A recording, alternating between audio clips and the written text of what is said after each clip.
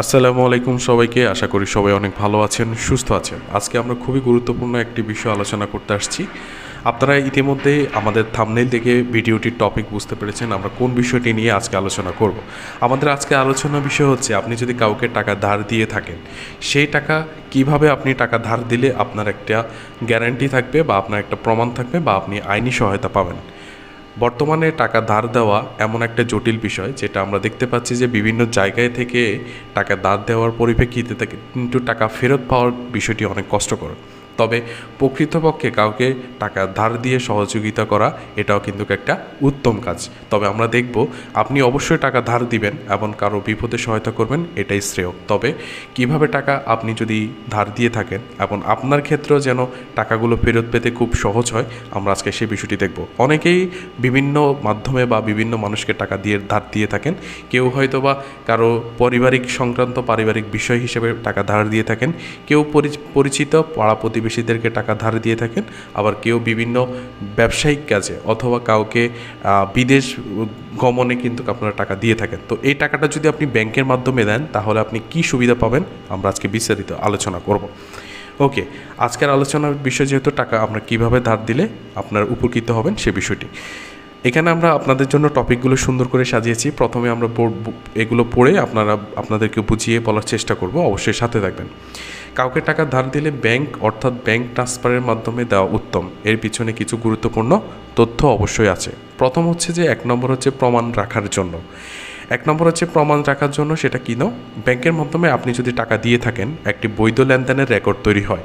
পরবর্তীতে যদি কোনো সমস্যা বা অস্বীকৃতি তৈরি হয় তখন আপনি প্রমাণ দেখাতে পারবেন যে আপনি সত্যি তাকে টাকা দিয়েছেন। 2 নম্বর হচ্ছে আইনগত সহায়তা পেতে সুবিধা।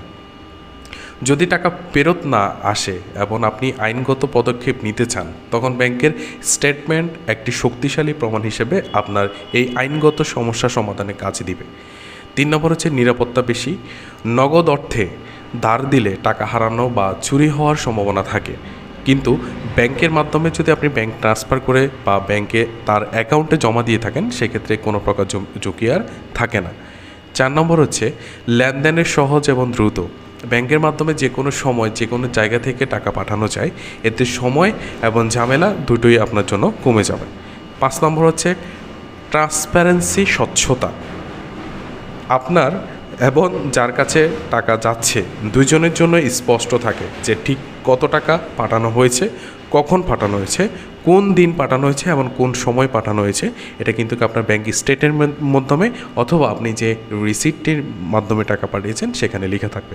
এই জন্য কেউ কাউকে দোষারোপ বা কেউ কারো কাছ থেকে ভিন্ন মতামত কিন্তু প্রকাশ করতে পারবে না। সবাইকে ব্যাংক ট্রান্সফারের মাধ্যমে যদি টাকা পাঠিয়ে থাকেন সেক্ষেত্রে কিন্তু আপনার এই জায়গাগুলো স্পষ্ট থাকবে, স্বচ্ছতা থাকবে।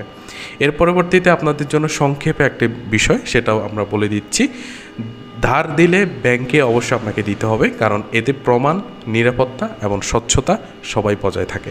এবার আপনার বিষয়, আপনার যুক্তিকতা আপনার কাছে থাকবে এবং আপনি জানেন যে আপনি কীভাবে টাকা ধার দিবেন। তবে আমাদের কাছে মনে হয়েছিল যদি বর্তমান সময়ে এসে আপনি যদি কাউকে টাকা ধার দিতে চান সেই ক্ষেত্রে কিন্তু ব্যাংকের মাধ্যমে টাকা দিলে যিনি টাকা ধার নেবেন এবং যিনি টাকা ধার দিবেন উভয়ের জন্য কিন্তু এই ব্যাংক স্টেটমেন্ট বা ব্যাংকের মাধ্যমে টাকা ধার দিলে আপনাদের জন্য উপকৃত হবে বলে আমি মনে করছি। সবাইকে ধন্যবাদ জানিয়ে বিদায় নিচ্ছি। দেখা হচ্ছে পরবর্তী কোনো ভিডিওতে। সে পর্যন্ত সবাই ভালো থাকবেন, সুস্থ থাকবেন। আর অবশ্যই আমাদের চ্যানেলটি সাবস্ক্রাইব করে রাখবেন, কারণ ব্যাংকের প্রত্যেকটি খুঁটিনাটি বিষয় কিন্তু আমাদের এই চ্যানেলটিতে পেয়ে যাবেন। সবাইকে ধন্যবাদ জানিয়ে বিদায় নিচ্ছি আরও একবার।